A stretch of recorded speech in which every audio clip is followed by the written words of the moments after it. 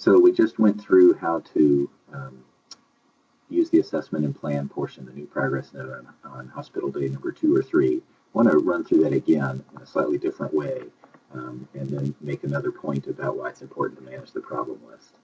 So let's say that it's hospital day 3 or 4. I'm going to go in here and enter my new progress note. And let's say that things changed a lot from yesterday. So I had, you recall before, attributed nausea and vomiting to just general illness and the development of cellulitis, and had taken laparoscopic cholecystectomy off the list. Let's say, though, that indeed the patient spiked another high fever and had worsening belly pain and had an ultrasound which showed an enlarged common bile duct, and now you think it's gallstone pancreatitis. So in order to do that, let's go in here to the nausea and vomiting section, and then let's update this. First, overnight, ultrasound now shows dilated common bile duct, and lipase 1500.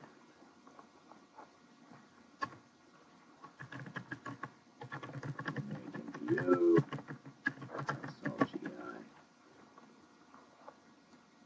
Okay, so again, now I have indicated the patient has gallstone pancreatitis.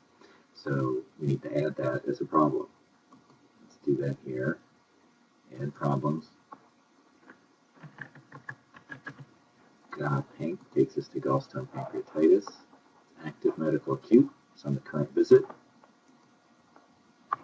And again, let's click on it so that it pulls into our progress note. Here it is. This is an acute problem, so let's raise it up higher on the list. Oops. That is a good point, that you have to kind of follow the problem up the list as you go.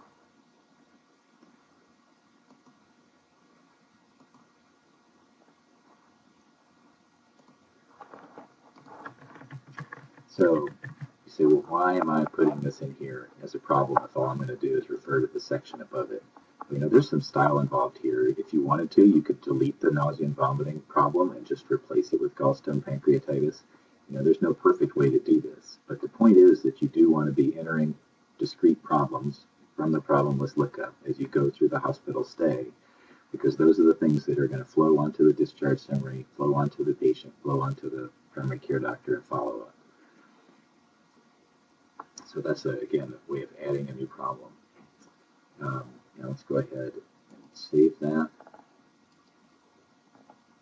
Now I want to make a point about kind of the endpoint in the future state here. So let's go back to our problem list. And here are these things that we've added during this hospital stay. We have gallstone pancreatitis, the cellulitis, the nausea and vomiting.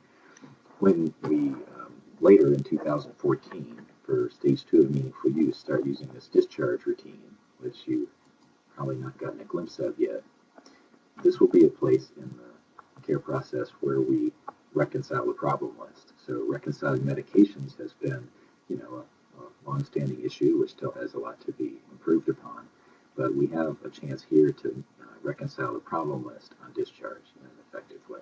So you see that these problems look familiar here. They're in blue because they were our current visit problems. And these are the things that are going to be flowing to the discharge summary. So if you have problems in here that you have not cleaned up, that you haven't moved to deleted, then they're going to show up here, and then the next thing you know, it's going to end up on the patient's discharge summary, and the primary care doc will be seeing as an active problem when they open up their computer screen. So if you have things in here that are not accurate, you can edit them from the discharge routine and go on in here and delete the things that you don't think are pertinent. So for instance, gallstone pancreatitis may speak for itself, and you don't feel like you need the nausea and vomiting. In order to delete it here from the problem list, this doesn't have a big red X like in PDOC, but you can right-click and then move to deleted. Or you can left-click, brings up this screen. I don't like this one as much. And you could click on deleted here. But the workflow I'd suggest doing is right-clicking on it and then dropping down to move to deleted. You don't have to put in a reason for deletion. I think that we're spending enough time doing this. Don't worry about that for now.